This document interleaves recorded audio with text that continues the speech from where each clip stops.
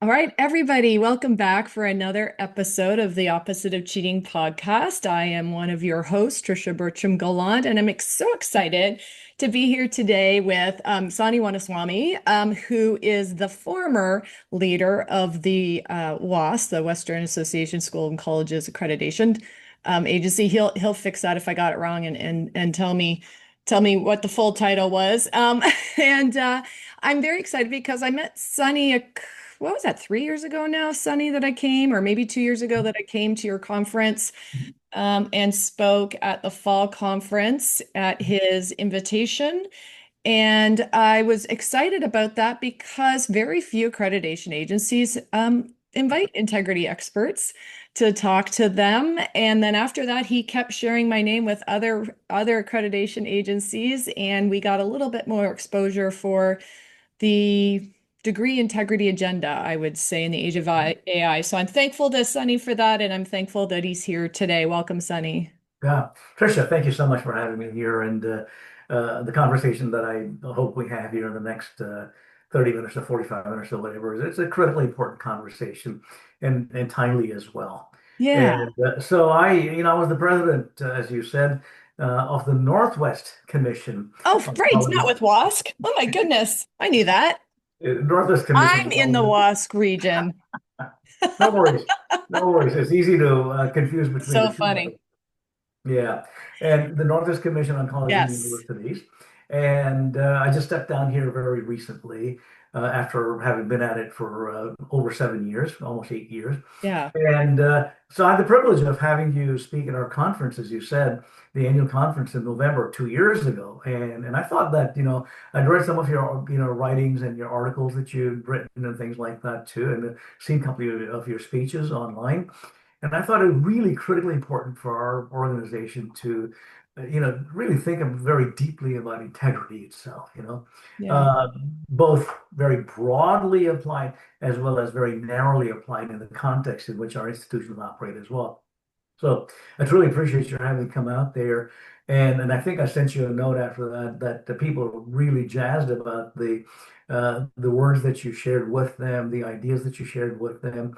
Robin Baker, the president of George Fox University, is one of the ones that told me, Yeah. he said, this was perfect. And so they have incorporated a number of the colleges and universities. They're in attendance. They're all in attendance, but a number of them have gone on to incorporate some of the ideas that you expressed as well into how they track these things, Great.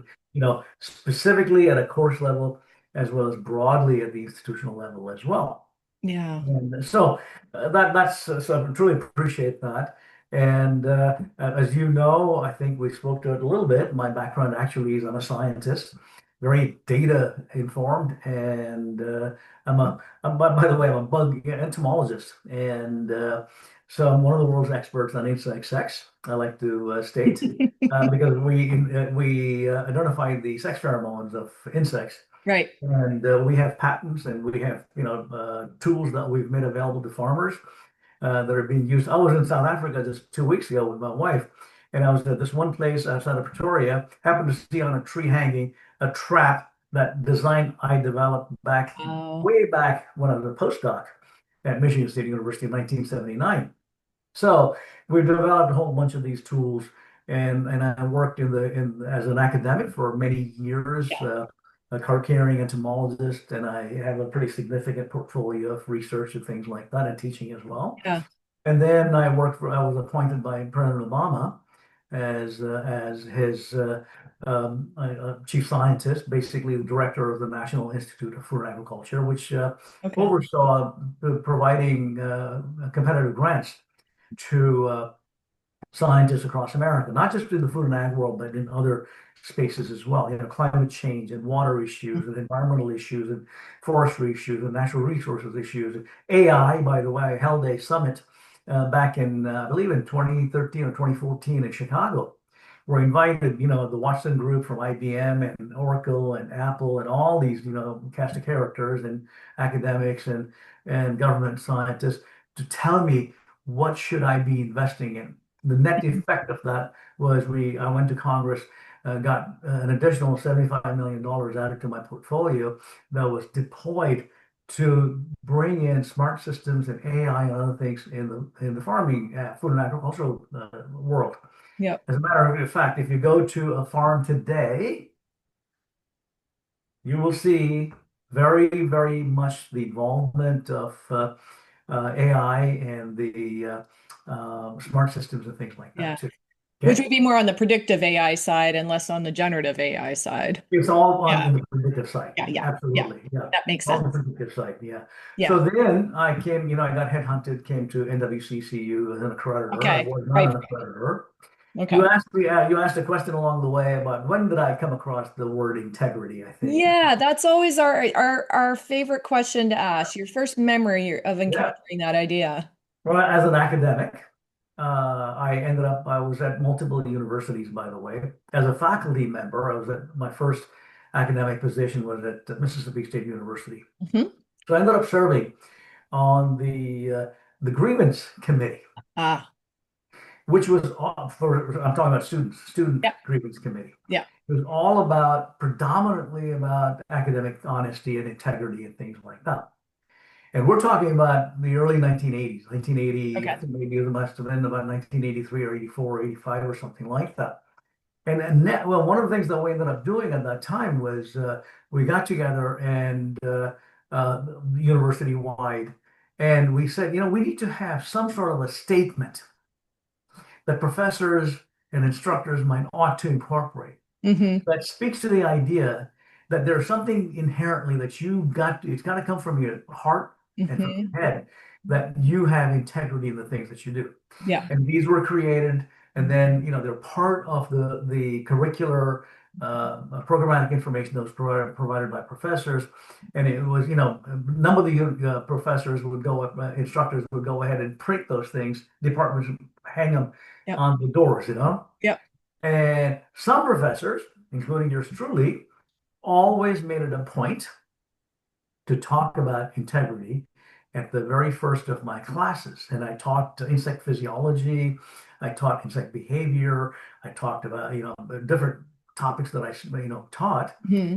In those, always the very first class of the semester was about integrity. Hmm. And I tell them, hey, if you want to cheat, you come and tell me that you're going to be cheating. All right. I'll give you a grade. You're cheating because of the grade. I'll give you the grade. Take the grade and run. Right. But don't cheat because Yeah. you're not cheating me. You're cheating yourself. Yeah. If you spent the same amount of time, some of them would write here or whatever. Yeah. If you spent the same amount of time studying, Yeah. you're in a much better position than Yeah. having to cheat, right? So that was my first exposure to integrity, really important part of it. And then my wife, who was a professor as well, Oh, she ended up serving as at Purdue when we moved to Purdue University ultimately, and she oversaw the institutional integrity oh, for Purdue. yep. And then when I got appointed by President Obama, she became the chief scientific integrity officer for the United States Department of Agriculture. Nice. So, so both of us, we live it and breathe it, and that's been Yeah. part of Yeah. our DNA, I think, in many ways. Well, but Sonny, though, I've got a bone to pick with you then.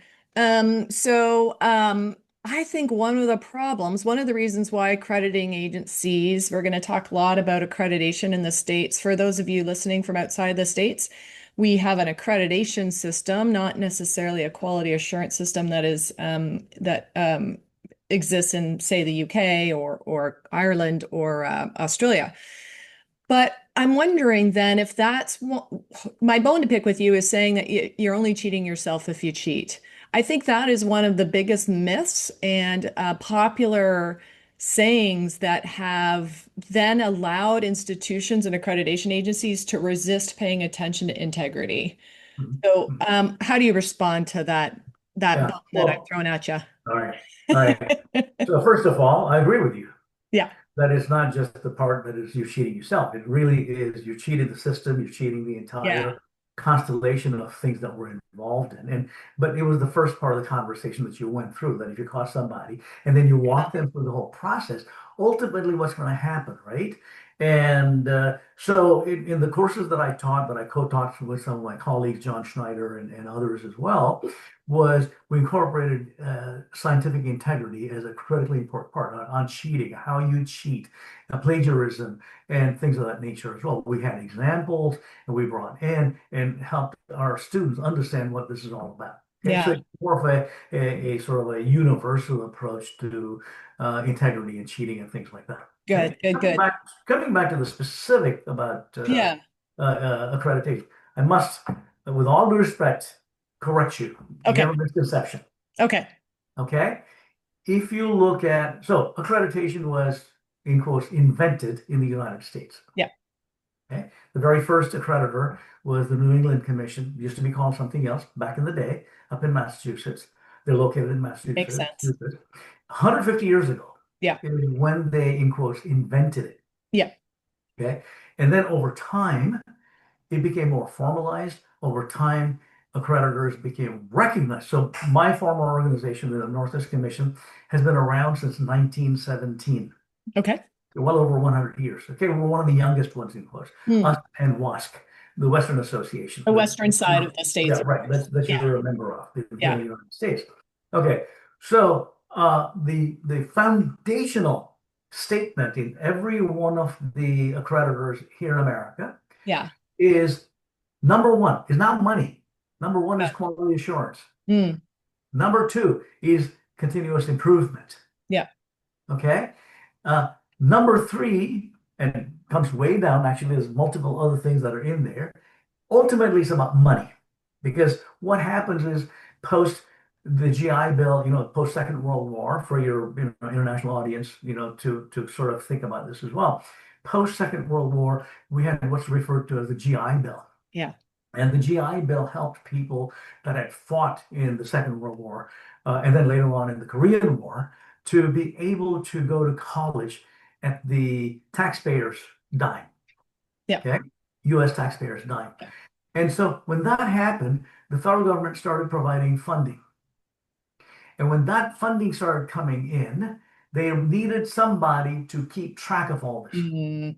So the natural partner in this ends up being the accreditors. Yeah. So starting in the 1950s, To ensure there wasn't fraud, like diploma exactly, mills and that type of you thing. got it. There's Yeah. no fraud and things like Yeah. that. Starting in the 1950s, the accrediting bodies become involved in this. They become recognized by the Department of Education. Yeah. And then you come into, when Jimmy Carter was the president, okay, the Department of Education is established. And the Department of Education, prior to that, there's actually the Higher Education Act that is passed as well. Mm-hmm. These things start formalizing it, and then the Department of Education now houses oversight of all of the accreditors and all of the higher education, as well as K through 12. So K through 20, you might look at, Yeah. is overseen by the Department of Education, although things are happening now Yeah. that we don't need to get into. But that's when it became really more formal. But going back to the foundational premise, the foundational basis of accreditation, going back to even 150 years ago, right, is about quality assurance. What that means is this, that if you're a student from, the UC system, UC Mm-hmm. Irvine or UC San Diego or UC Berkeley or whatever, they graduate and they go on to, let's say, get advanced degrees, medical degree, Yeah. or go on to graduate school, get a PhD or whatever, or they go and join, for employment in some private sector or public sector or whatever else they want to do, Yeah. or maybe go solve the problem of climate change, since we talked about that, right? All of those organizations, they need a stamp of approval, Right. saying that these students have gone into an institution that is now bona fide certified by the accrediting body, whether it's WASC or Northwest Commission or New England Commission or Higher Learning Commission, et cetera, that there's that quality assurance piece of it. Okay.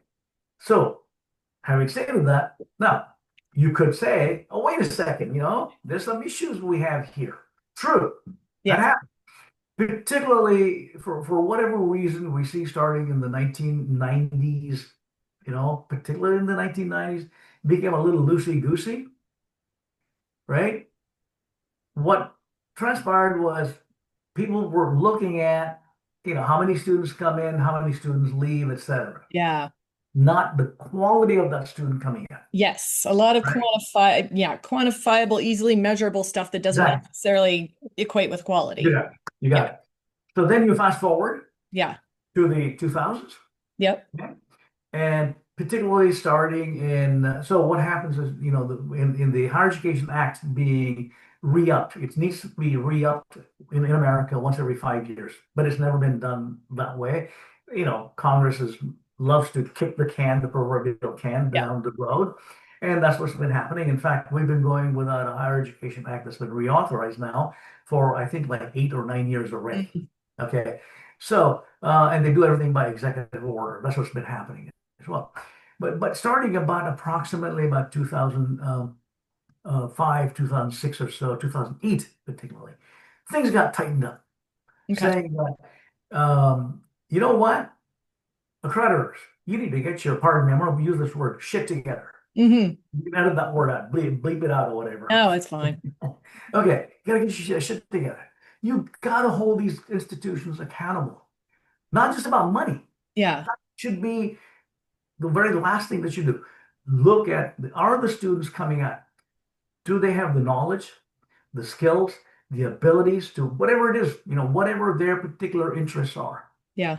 right? So if you look at what has happened in America, the craziness of, the cost of education going up, the craziness of student indebtedness, Yeah. and, $1.7 trillion in Canada. Okay. So suddenly people started asking questions. Is it worth Is it? going to college worth it? Yeah. Right.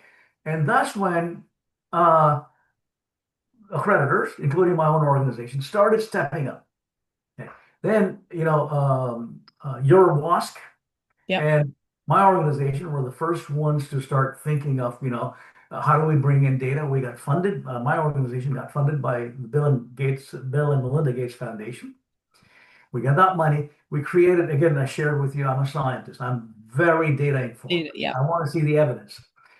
And so we started incorporating very strict requirements. You got to show me that your students are learning. What is that learning? Student learning outcomes. Yeah. We need to know, have you defined what those learning outcomes are? Yeah. And then I'm going to hold your feet to the fire as an accreditor. Are you meeting those learning outcomes? Okay, your student is getting a degree in agronomy, entomology, and business or computer science or whatever it Yeah. is. What are the defined learning outcomes? What are the assessment tools that you've got? I'm Yeah. not going to tell you what it is. You define it based on the disciplinary needs that you've got. Okay. Mhm. And then I'm going to hold your feet to the fire on making sure that you're actually meeting those. So suddenly then what happens is focus on using data and evidence to demonstrably show that students are learning. Okay. And now if you go to WASC, they've got what's called as KIDS, KIDS system. It's a knowledge indicator data system. Mm. Excellent system. And we have at the Northwest Commission as well. We Yeah. have a very similar sort of a data system as well. And the idea is not just the, like, in Walmart, right? You got parts going in, widgets coming out of order. No, no, no, no, no, no. This is about actually, there's also some, Northwest Commission also came up with these non-quantifiable learning outcomes. You're Gonzaga University. You are Brigham Young University. You are Little Bighorn College, which is a tribal college. Yeah. You say we need our students to become spiritual. Mm. Fine. Show me how you're going to measure that. Yeah. Not just the fact they go on mission or whatever. Right. If you're at Brigham Young, as a Mormon, show me what that spirituality is all about. You got to be able to measurably show me that's happening. Yeah. With our tribal colleges, they want the students to develop a sense of that cultural identity. What does that mean? Just because I was born on a reservation, does that make me any more Indian? Pardon me, I'm an Indian myself, as in Yeah. South Asian Indian, Native American than anybody else, right? So these things really, I dare say, starting about 2012, 2013, 2014, 2015, 2016, et cetera, it became much more organized. And here we are today.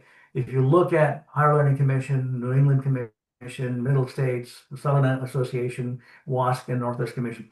very, very stringent requirements on number one, quality assurance, Hmm. right? And then number two is continuous improvement. But you don't necessarily, not every college, not every student's going to be at the level saying that we're like Lake Right. Wobegon or something like that, right?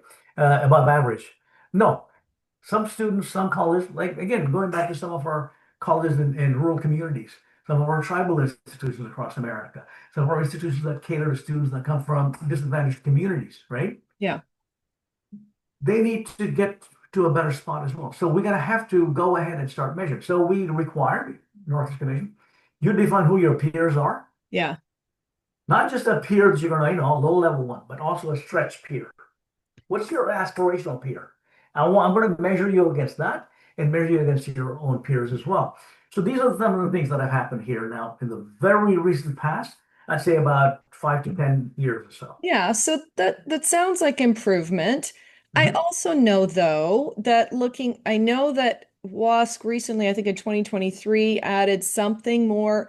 Okay, let me back up. So I also know from looking at the accreditation standards from across the country that most only use the word integrity in terms of like institutional integrity. You're doing what your mission says you want to do. WASC, I know in 2013 added some like paragraph that says you have to put resources towards ensuring um, integrity in academics and blah blah blah blah blah. Still a little loose, but there's is there a it's difficult for an accreditation agency to hold the institution's feet to the fire, as you say, without knowing if the assessments that we're saying we're using are actually valid assessments. And by that, I mean they were designed to effectively measure what we intended to measure, and two, that the students didn't cheat on them. Because if we're only using GPAs as improvement, I- that might just tell us how good the students are at shortcutting the learning and producing the evidence, fake evidence of learning. Does that make sense? Like, Yeah. I don't know how you do that as an accreditation Yeah. institution without probably 10 times more people. Right. Right. I mean, this is, goes back to when George W. Bush was the president of the United States.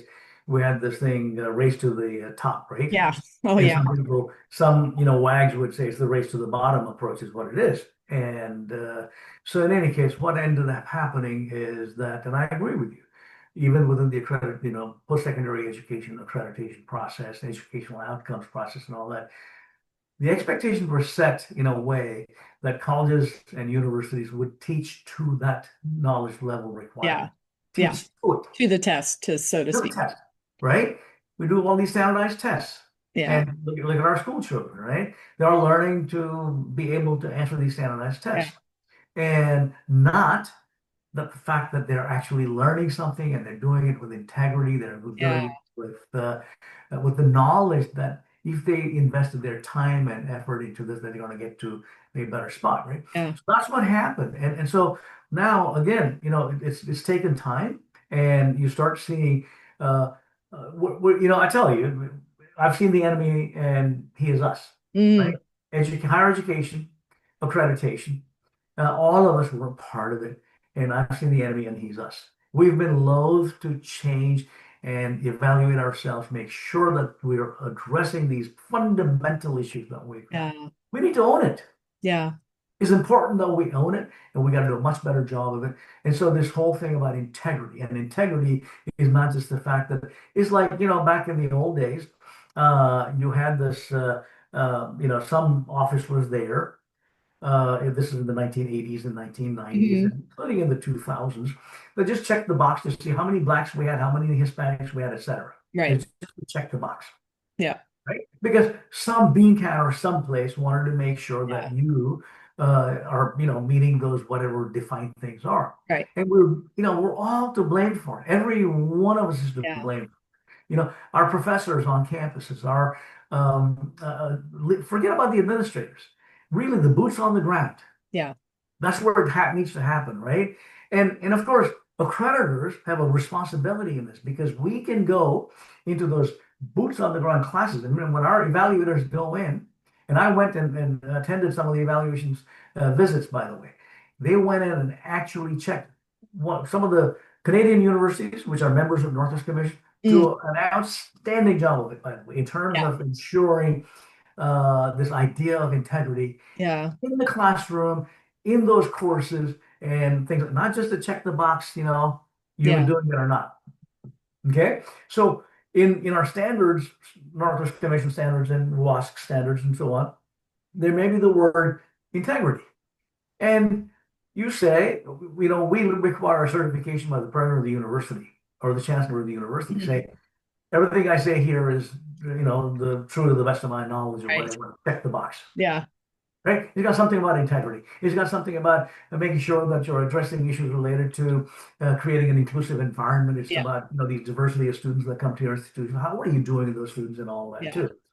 So some of the things that we incorporated in mine, I'm very proud of it, by the way, is professionalism, ethics, critical thinking, Hmm. problem solving. It's actually clearly incorporated. And then we're now looking at, we've incorporated how do we hired a guy named, about a year and a half ago, Ed Harry, in whom I vested the responsibility to come up with a way. He's a mathematician, by the way, Mm, and come up with a way to do it for us, for the Northeast Commission to do a better job of looking at those things, right? mm. So think about, professionalism and ethics. I It's mean, hard. They're hard to the measure. guy at the highest level of America, I'm not going to go there, but They're what are we doing? What's super the important. example? Yeah, these are the durable human skills, right, Sonny, that Yeah, we need, yeah, especially in the age of exactly, AI. exactly. I mean, They're transferable. right. But what Yeah, Texas and Australia and QAA in England, and the Ireland one, I think it's anyways, QQI in uh-huh. Ireland, they actually put out standards for degree integrity. Like they say you have to kind of Yeah, like how we've done for other things. Edgar Schein, notable organizational theorist, said people pay attention to what leaders pay attention to, and leaders pay attention to things with their words and their money, right? yeah, And so we've added a whole bunch of things to universities to back up what we say we value, yeah, like diversity offices, for example. But there is no requirement in the United States that any university has an office like mine to actually pay attention and care about academic integrity. Whereas that is not true in these other countries that do have a quality assurance system. Why do you think the accreditation agencies in America haven't paid attention to that, or yeah. have shied away from insisting on that? Yeah. Well, the irony of it is that other countries are emulating America in terms of accreditation as well, by the way. They Yeah. were, it was invented here first, and then the No, I Australians. get that, but they're leading Okay, the way at right, this right, they're leading the way. in terms of degree So, integrity. so, so I can tell you that there are this, international Yeah. organization of people getting together and, exchanging notes and things like that too. Yeah. So why, again, I stated this previously, right? I mean, I don't know what happened. We kind of got lost here Yeah. because all this money was coming in. You've got all this investments of money for, big athletics programs and, Yeah. all these things going on. Make sure your students are going to graduate because you don't want to get, uh, slammed as being a Right. lousy school. You're not graduating. It's all come full circle now. And accreditation has been part of the blame for this too. There's Yeah. no doubt about it. But Yeah. again, things are very different today than where they were, and we've taken significant steps to make amends to the Yeah. situation that we've had, and going back to this idea about quality assurance and ensuring the integrity and inculcating professionalism and ethics and critical these transferable skills, that have a lifelong shelf life. And all of these things have been only in the last few years. Yeah. So I'd say that keep your eye on it and see what comes of it. And I'd say that the accreditors, the institutional accreditors, have been very, very important for this. Now, there's also movement on the part of the Trump administration to Hmm. destroy the system, Right. basically, and open it up to anybody, all comers. Right. Okay. The recognition process and things like that is a very detailed process, just Yeah. like universities go through their accreditation once every so many years. Yep. accreditors go through the same thing. Sure. Okay. And they just want to open it up because what happens is some of the for-profits got slammed by WASC, by Learning Commission and others, Yeah. including me, right? And they went and complained. And, let's face it, America is one of the most corrupt countries in the world. Mm, Okay. So these folks have very deep pockets. mm-hmm. They're insinuated and embedded into the administration. Mm-hmm. And so what's happening is they have sway on it. So when you get these administrations come and go, one administration said we're going to do this. They got rid of some of these bad players that we had, Yeah. accrediting bodies, and bad institutions. You may remember ITT Mm-hmm. and DeVry Institute and all these guys that were just basically ripping off students, Yeah. right? And when accreditors tried to fix it, those accreditors were slammed. Yeah. Okay? HLC, case in point, Higher Learning Commission, went through the ringer for Yeah. doing that. Yeah. Okay. And so, and this is happening in America, unfortunately. Okay. But we should be really, really tightening up the screws on the accreditor.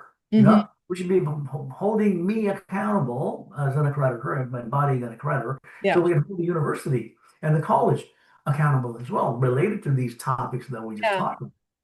Well, yeah, I agree. And I also want to see the accreditation industry as a leader of the change. So, related, I think, to this idea of trying to have degree integrity in the age of AI is looking at what 20th century inventions work for us and which 20th century inventions don't. And I wonder if for example, the Carnegie Credit Hour, which is forms the basis of accreditation in many ways, like students must have this many credit hours in order to get a degree, and this percentage of time must be in class, and then we have like separate requirements for distance ed courses, right? Do you Yeah. think it's t time for us, higher ed, either led by higher ed or led by the accreditation institutions or co-led, to move away from the Carnegie Credit Hour towards a competency-based model of education? It seems like it was invented for an industrialized age of when we needed people in seats. And people learn 24/7 now, and that's just not how the world works. Yep. Yep. Well, all true. And you see, I got a smile on my face because I've written about it. Oh, good. I will Give include a, that in the show notes. right, right. Went through a historical, review and things like that. Yep. Well, for your listeners, some of them may know this and others don't know, particularly the international listeners. Yeah. The credit hour was an invention, literally, of this one guy at Harvard University Yeah. who was asked by TIAA, the Teachers The Insurance and retirement. Annuity Yeah. Retirement System, Yeah. because they wanted to tie retirement pensions to Okay. the work being done as a professor. So it wasn't even about the student and student learning. No, it Oh, was about pensions.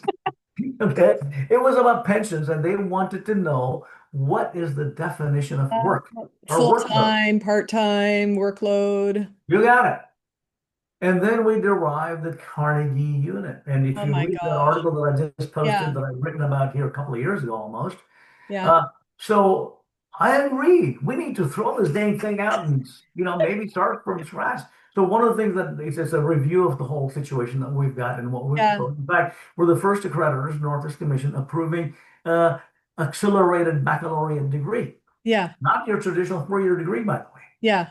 but it could be 2, it could be 3, it could be 4, it could be 5. Depends.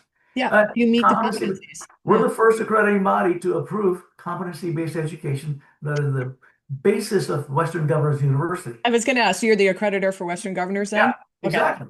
Yeah. And so, oh, by the way, competency-based education was invented by medical schools and veterinary schools. Yeah. Well, yeah. Because you got to learn these competencies, and then you go to the next level. You want to be a surgeon, you got to do this. You got to do this. Well, You got to do it.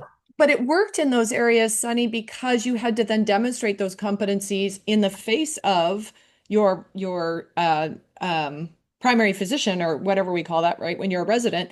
So you can't fake it. No, you That's a can't lot see. harder to do in math or in history, and when the class sizes are 500 or 200 or 600, right? So I'm trying to figure out, I really do think old is new again, and we have to figure out how to scale up, go back to apprenticeship type, That's education. right. You actually have to talk about your knowledge. You actually have to demonstrate your skills. You can't just Yeah, take a 3-hour blue book exam you got it. and have I that. agree. I Yeah, agree 100% with you. I mean, I think we really need to rethink what we're doing. And if you look at, I mean, we're lamenting, that we're teaching our children to learn to the standards. yeah, And I'm so glad America did not agree to standards for college students. You may remember that happened, Margaret Spellings and others yeah, wanted to create something like that. yeah, I'm glad it got thrown out, right? yeah, And I think really we need to be very mindful that our students, they need to learn, these ideas, this critical thinking, this problem solving thing. yeah. Not enough. So, I mean, interestingly, there's a wonderful editorial op-ed piece in the Seattle Times just yesterday in Okay, the Sunday paper here, and I'll find it and throw great. put a link in the chat as well. And I just sent it to our daughter and my wife and son-in-law. Our grandson is a pretty dang sharp kid, and he studies. He's really excellent in math and all that, and he's 12 years old Mm, and 13 years old, I should say. And but this editorial provided was about what is incumbent on us. This is a PDF file, by the way. I'm going to throw it in here, okay. and I can send you the link as well. But the PDF file may work for you too. And it really talks about we got to rethink even countries like Finland and Ireland that were doing so great. They got caught up in America's style of education. Yeah, And that there's something to be said about really going back to, in quotes, I call it the fundamentals. The right. fundamentals is the student. Stupid. In fact, I give many, many speeches over the years. I co-opted Bill Clinton's famous statement about is the economy stupid? I Yep. made it the students stupid. Yep. And really, I think, we all claim, oh, we're a student-centered institution. Well, show me what that means to you. Yeah. Right? The accrediting body. We're a student-centered accrediting body. What the crap is that all about? Yeah. Tell me Yeah. what that means, right? We And have we a lot really, of buzzwords yeah, and phrases. Yeah. buzzword. We got to think of what does the student want? Yeah. What does the student need? How do I make sure that I can enable that so they can get their education in the shortest amount of time, the Yeah. least amount of cost, and they go on to solve the problems of society. Sure. And I would argue, maybe what the student wants isn't what they need. And so we sometimes have to provide an environment that might be difficult for them, but is good for them in the long run, right? Yeah. Yeah, right, Students right. want to sit in their bedroom and just watch podcasts of lectures and they don't want to have to leave, but we know that that's not good for them. No, So no. There's yeah, something to be said about hands-on learning. There's something to be said about experiential learning. There's something to be said about these internships and externships and things yeah, like that, right? So one of the funding programs that I started when I was working for President Obama, and by the way, I worked for Trump as well for the first administration for a year yeah, and a half. Maybe that's another conversation we can have. yeah, But we created a funding program at that time that provided lots of money, but required the students to develop. The universities and colleges needed to demonstrate that they were learning hands-on learning skills and all these things about critical thinking and problem solving and yeah, communications and things like that too. It's not enough for you to sit at your, handheld device or computer or yeah. whatever, and you're going to be the world's expert. You may have seen this movie with, oh gosh, man, I just blanked on the guy, the Englishman. He watches TV every day. It's Mm, called The Gardener, I think. mm. And oh, geez, he's a famous actor. He acted in this one movie about the Doomsday as well. Oh man, I can see his face. Uh, so he watches TV all day. Yeah, He's an expert on everything, but he's never stepped out of his home. right. And for the first time, he steps out of his home and he's completely lost. He has Yeah, no idea what to do. Yeah. how to navigate this world Yeah. that you need to be navigating in, Yeah. right?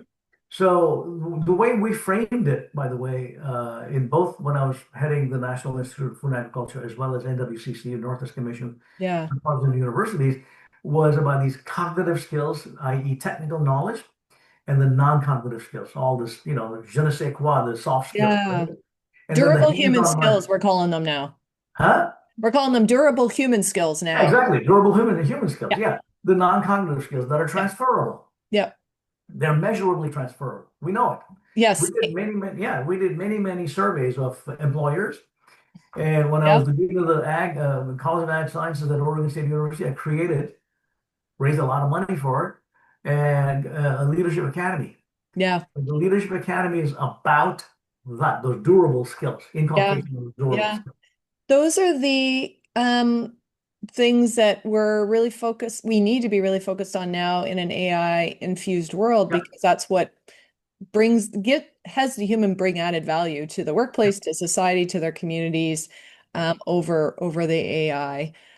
So, I just think there's some wicked problems, Sonny, and I guess we'll have to keep working on them for a Yeah. number of years and hope we chip away and make progress. So, thank you Right. for all of your great Yeah, ideas, yeah, um, yeah.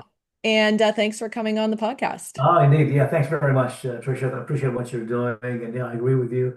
These are wicked problems, and we have the knowledge and the ability, We but do. we are headbutting, not willing to come together and come up with a path forward, Well, right? and change is hard, and it's Yeah, it's pretty it's pretty foundational yeah, change that yeah. has to occur. All Thank right. you Thanks a so lot. much. Take care.